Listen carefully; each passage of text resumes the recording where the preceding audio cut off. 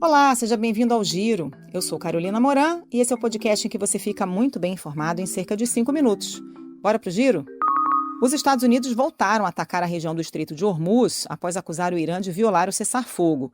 Enquanto isso, Líbano, Israel e Estados Unidos assinaram um acordo que busca abrir caminho para um tratado de paz entre israelenses e o Hezbollah. O Matheus Leite tem os detalhes. A tensão entre Estados Unidos e Irã voltou a escalar após novos ataques americanos na região do Estreito de Hormuz. O presidente Donald Trump já tinha acusado Teherã de lançar drones contra embarcações no canal e disse que o ato foi uma violação do cessar-fogo entre os países. A ofensiva de Washington aconteceu no mesmo dia da assinatura de um acordo que abre caminho para a paz entre Israel e o Líbano.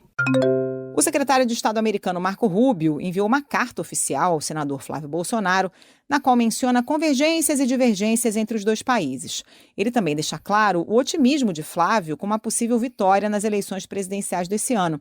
O Igor Cardim traz a repercussão. O Palácio do Planalto avalia que a carta do secretário de Estado dos Estados Unidos, Marco Rubio, a Flávio Bolsonaro, tenta legitimar o senador como o interlocutor brasileiro em meio à disputa sobre o novo tarifaço. Rubio reafirmou a intenção de impor as novas tarifas. Ele confirmou ainda a classificação do PCC e do Comando Vermelho como organizações terroristas e citou divergências comerciais entre os dois países.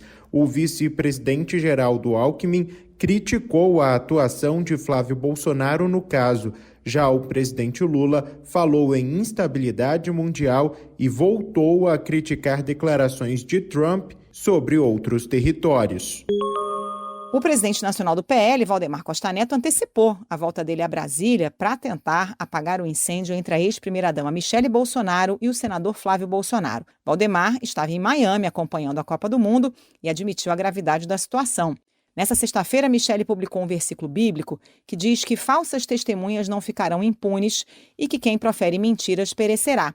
Horas depois, a mulher de Flávio, Fernanda Bolsonaro, publicou mensagens sobre quem faz referências a projetos perversos e estimula contenda entre irmãos.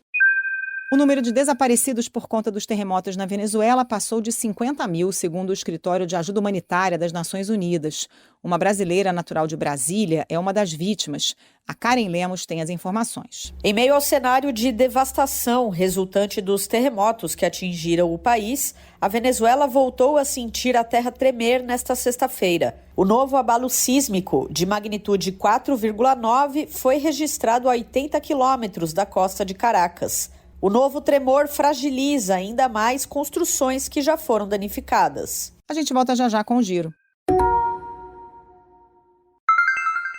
Os ministros relatores da ação que limitou o pagamento de penduricalhos no judiciário apresentaram um voto conjunto para flexibilizar as restrições. O Supremo Tribunal Federal está analisando uma série de recursos impetrados contra a decisão. Vamos a Brasília com a Samantha Klein. A corte tem 5 votos para liberar parte do pagamento dos penduricalhos recebidos por promotores, juízes e procuradores.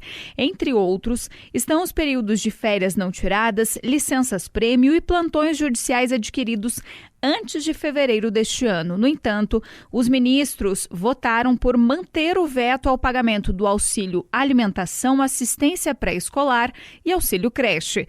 O julgamento termina na terça-feira. A seleção brasileira iniciou os preparativos para o jogo contra o Japão na próxima segunda-feira pela segunda fase da Copa do Mundo. O time viaja neste sábado para Houston. Vamos aos Estados Unidos com o Leonardo Dai. A seleção brasileira viaja neste sábado para Houston para o jogo da segunda fase da Copa do Mundo na segunda-feira, às 2h da tarde, contra o Japão. Antes da viagem, haverá um último treino no CT de Columbia Park em Morristown. Será também o primeiro treino com elenco completo para este jogo, já que nesta sexta-feira a atividade foi de recuperação física para a maioria dos titulares. Se passar pelo Japão, o Brasil enfrenta nas oitavas de final a Costa do Marfim ou a Noruega. O Google começou a permitir no Brasil as mudanças em endereços do Gmail. A novidade tinha sido liberada em abril para usuários só nos Estados Unidos. Usuários que mudarem de endereços no Gmail usarão a nova versão para fazer login em serviços como Google Fotos e Google Drive, caso a conta também seja usada para utilizar essas ferramentas. O Google informou ainda que, após a mudança, o usuário receberá e-mails enviados para os 2 endereços, o antigo e o novo, e não poderá criar uma nova conta durante 12 meses. Para saber mais sobre as notícias que você ouviu aqui no Giro, acesse cbn.globo.com ou o aplicativo da CBN. Por lá tem as reportagens completas e análise do nosso time de comentaristas. Se você está gostando do nosso Giro, aproveite para seguir a gente no Spotify ou no Amazon Music, favoritar no Deezer ou no aplicativo da CBN, assinar no Apple Podcast e se inscrever no YouTube Music ou no Castbox. Assim você recebe uma notificação sempre que tiver um episódio novo. E dá 5 estrelas para a gente no Spotify para dar aquela força. Até o próximo Giro.